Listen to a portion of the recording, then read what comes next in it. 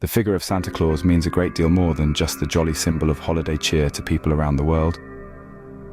This bearded bringer of joy to children at Christmas time weaves a tapestry of centuries of mythology, religious iconography, and commercial reinvention. Far from the jolly, red-suited character most people know today, the figure of Santa Claus draws upon a myriad of ancient traditions, historical figures, and mystical deities. Understanding Santa Claus involves peeling away layers of folklore, religious history, and modern adaptations that add depth to a character that has outgrown his many origins. From the figure of St. Nicholas in the 4th century through ancient Norse mythology, with Odin to modern versions influenced by Coca-Cola and commercialism, the story of Santa Claus links the ancient past with the present. Even more curiously, hints of an older tradition far from these, that of nameless gods or supernatural beings associated with gift-giving and deer imagery, suggest that the Santa figure taps into a primal archetype that reaches back millennia. Historically, mythologically, and also from the modern perspective, this narrative will detail how such an iconic figure can come to be. The origins of St. Nicholas. The first important figure to be associated with the Santa Claus legend is St. Nicholas of Myra, a 4th century Christian bishop in the area of Lycia, part of modern-day Turkey. Nicholas was born about 270 AD in Patara of Lycia, an important city of ancient Greece. He was brought up in a highly religious Christian family and became renowned for his piety, generosity, and miracles. Though today he is associated with Christmas. During his lifetime, the life and reputation of Nicholas were centered around reaching out to the needy, protecting children, and defending the faith. According to several of the legends which surround Nicholas, one of his most famous acts of charity involved a poor man who had 3 daughters. In the culture of that day, a dowry was required for a woman to be married, and these young women faced being sold into servitude or prostitution because there was no dowry. The possible ignominious fate awaiting them thus, Nicholas secretly deposited within the family's abode 3 pouches containing gold coins, throwing them through the window or, in some versions, down the chimney under the cover of night.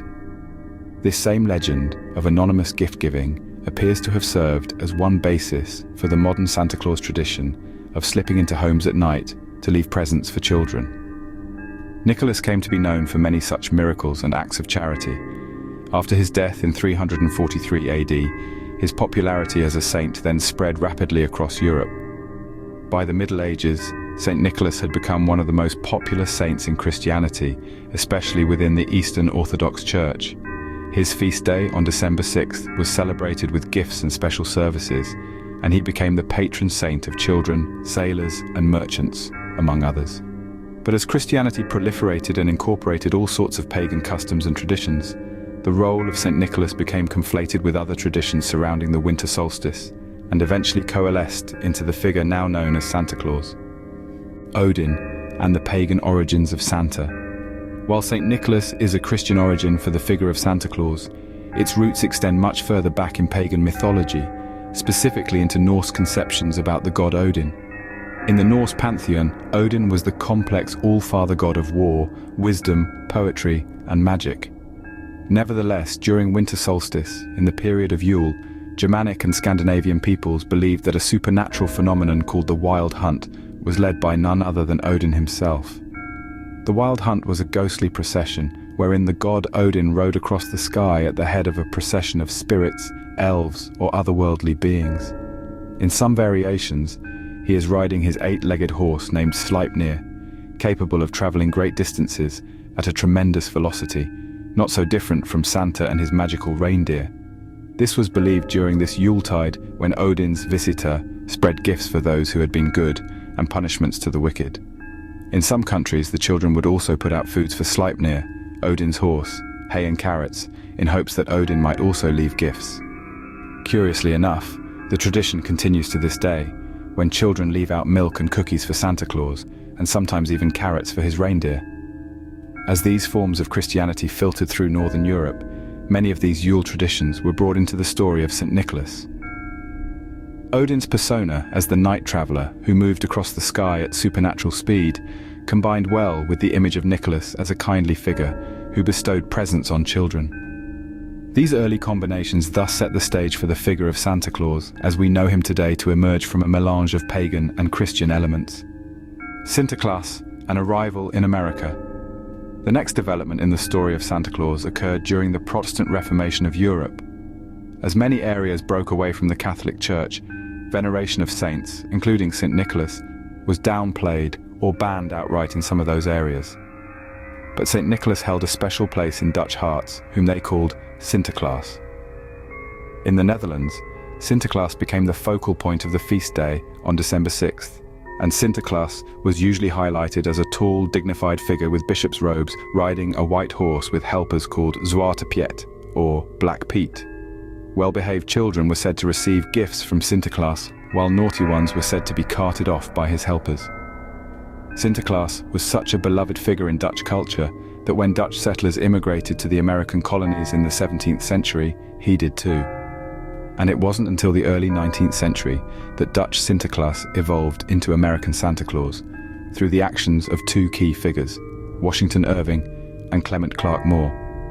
The figure of Irving, in his satirical History of New York of 1809, portrayed St. Nicholas as a jolly Dutchman who flew over the rooftops delivering presents. The figure was further solidified by Moore's famous poem, A Visit from St. Nicholas, better known as 'Twas the Night Before Christmas, published in 1823. While his poem introduced many of the elements now associated with Santa Claus, a plump, jolly figure in a red suit, with a sleigh pulled by 8 reindeer, that magically deliver presents through chimneys on Christmas Eve. While Moore's version of Santa Claus was based on earlier European traditions, it was his poem that actually helped solidify the American image of Santa Claus as a magical, gift-giving figure who travels through the sky and brings joy to children on Christmas. The Coca-Cola influence, making Santa red. Now, one of the most deeply ingrained modern myths about Santa, that his famous red suit was an invention of Coca-Cola for an advertising campaign, is not precisely true, though the Coca-Cola company did have a robust role in shaping the now familiar image of Santa Claus that was to go on to near universality in the 20th century.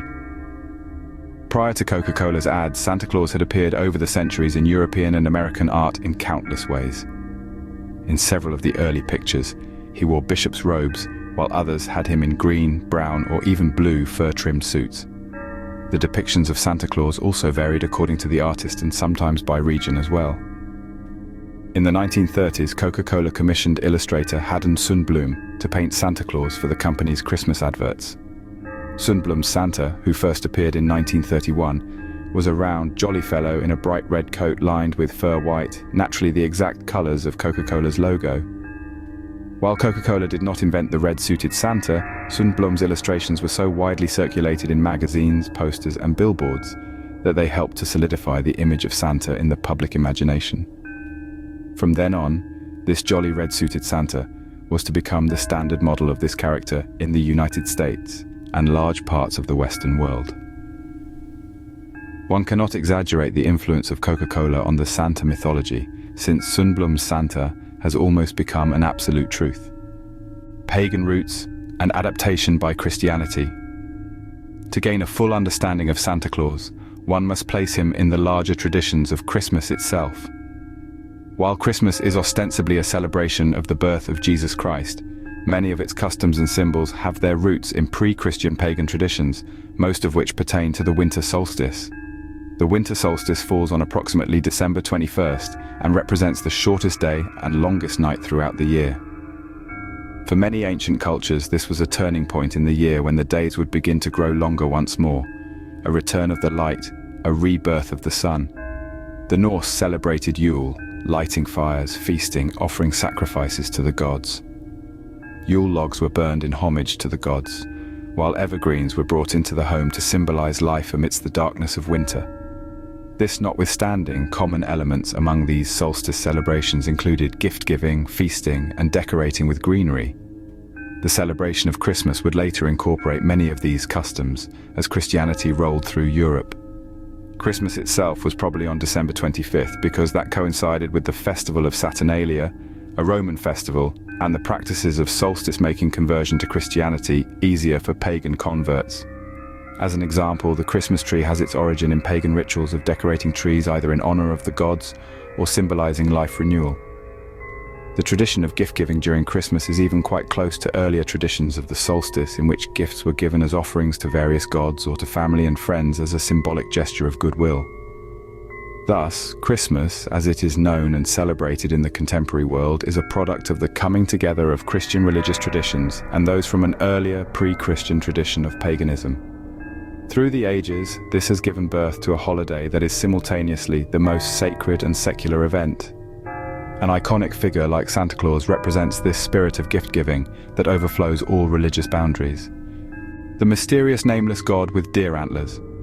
Another curious approach to the folklore of Santa Claus is that, with the aid of his reindeer, it includes a nameless, prehistoric god associated with deer or stag imagery.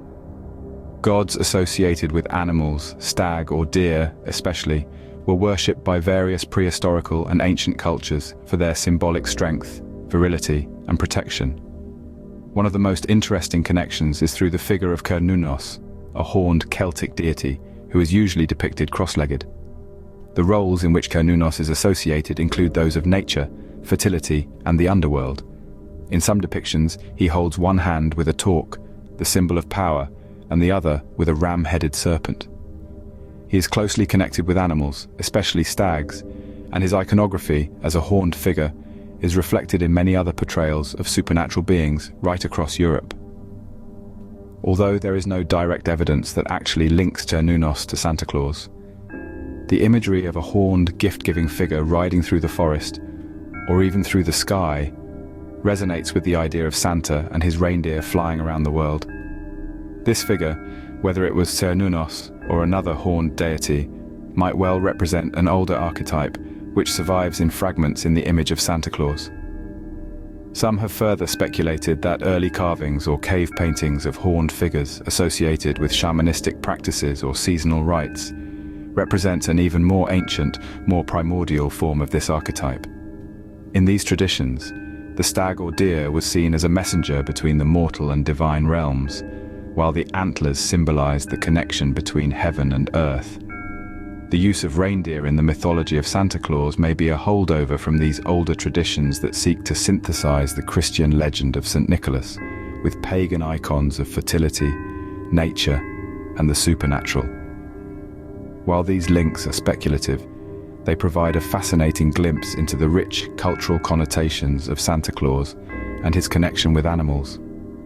Conclusion. The figure of Santa Claus has been made complex and multi-layered over centuries. From St. Nicholas's acts of charity, through Odin's ghostly wild hunts to Coca-Cola's commercial reinvention, Santa Claus represents a convergence of religious, mythological, and secular traditions. His red suit, his reindeer, his connection with gift-giving, all these find their roots in history, tracing various influences of cultures across time and space. But beyond that commercialized image of Santa Claus lies a deeper story of human traditions and beliefs. Santa Claus taps into something really fundamental about human nature: to celebrate, to give, to share joy, and to find light in the darkest of times. Whoever he may be, whether a saint or a god of myth, whether an altogether secular symbol of the season, Santa Claus inspires wonder and goodwill across age groups. Thank you for spending time with us through Spookscope today. Feel free to share your wisdom and knowledge in the comment section. And don't forget to subscribe to the channel and share it with your friends and family. Until next time, my dear spooker, stay curious and Merry Christmas.